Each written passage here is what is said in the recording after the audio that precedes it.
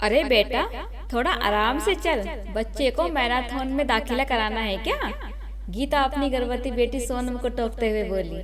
हाँ माँ, ऑफिस में लेट हो रही हूँ, कहते हुए सोनम निकल गई। गीता और महेश ने सोनम को गोद लिया था। गीता एक टीचर थी। लगभग 20 साल पहले सड़क पर एक 5-6 साल की लड़की को भटकते हुए गीता ने देखा। उसने उस बच्ची को उसके माँ बाप के बारे में पूछा तो वह कुछ नहीं बता सकी। पुलिस में शिकायत दर्ज कराने के बाद गीता उसकी बच्ची को अपने घर ले आई। लगभग 6 महीने तक इंतजार करने के बाद भी पुलिस उसके माँ बाप को ढूंढ नहीं सकी। जिसके बाद गीता और महेश ने सभी प्रक्रियाओं को पूरा कर उसे गोद ले लिया। सोनम के बाद गीता और महेश को 2 बच्चे हुए, रोहित और अर्चना। गीता और महेश ने कभी भी सोनम और अपने दोनों बच्चों में भेदभाव नहीं किया। वे तीनों बच्चों को एक जैसा ही प्यार दुलार देते थे। समय आने पर सभी बच्चों को ये बात बता दी गई कि सोनम गोद ली हुई बेटी है। लेकिन इस बात से रोहित और अर्चना को बिल्कुल भी फर्क नहीं पड़ा, बल्कि वे सोनम को और भी ज्यादा सम्मान देने लगे। सोनम ने ग्रेजुएशन के बाद एमए किया और एक बड़ी कंपनी में एचआर की नौकरी करने लगी। सोनम को विशाल से प्यार था। जब उसने अपने माँ बाप को बताया तो उन्होंने खुशी खुशी सोनम की शादी करा दी। विशाल पेशे में इंजीनियर था, तो उसे काम के सिलसिले में कहीं जाना पड़ता था, इसलिए शादी के बाद भी सोनम अपने परिवार के साथ ही रहती थी। शादी के 1 साल बाद ही वह गर्भवती हो गई। इसी बीच विशाल को 1 साल के लिए न्यूयॉर्क जाना पड़ा। सोनम को किसी बात की चिंता नहीं थी, पूरा परिवार उसका ध्यान रखता था। एक दिन अर्चना सोनम के पास आकर कहने लगी, दीदी आज मैं बहुत खुश हूँ, मैं इंजीनियरिंग करने के लिए हार्वर्ड यूनिवर्सिटी जा रही हूँ। सोनम ये बात सुनकर खुश हुई, लेकिन अचानक से उसे अतीत ने घेर लिया और उसे कचोटना शुरू कर दिया।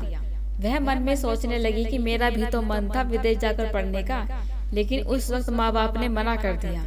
आखिरकार अपना खून है तो जाने ही देंगे ना। सोनम को अचानक से परायापन का महसूस होने लगा। उसे समझ नहीं आ रहा था कि वह क्या करे। जिस वक्त गीता और महेश ने सोनम को मना किया था, उस वक्त उनकी आर्थिक स्थिति इतनी ठीक नहीं थी, लेकिन इस बात को सोनम समझ नहीं पाई।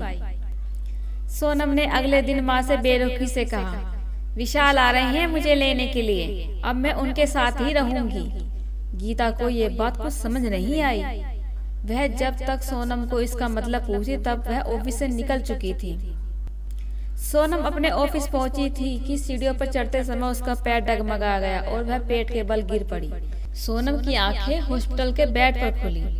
उसने अपने पेट पर हाथ फेरा तो आंखों में आंसू आ गए। उसे अपने बच्चे की चिंता हुई।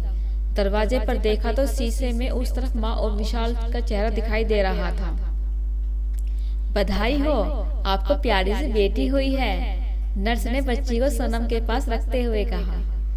अपनी बच्ची को देखकर सोनम की जान में जान आई।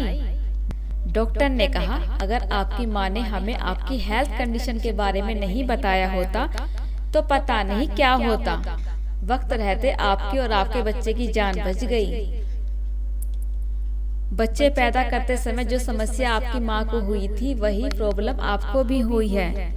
ये एक प्रकार की आनुवंशिक समस्या है। डॉक्टर की बात सुनकर सोनम अवाक रह गई।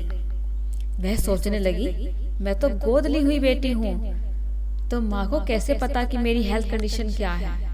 शायद माँ को याद ही नहीं रहा कि मैं उनकी गोद ली हुई अनोखी बेटी हूँ। मेरी माँ भुलक्कड़ है ना।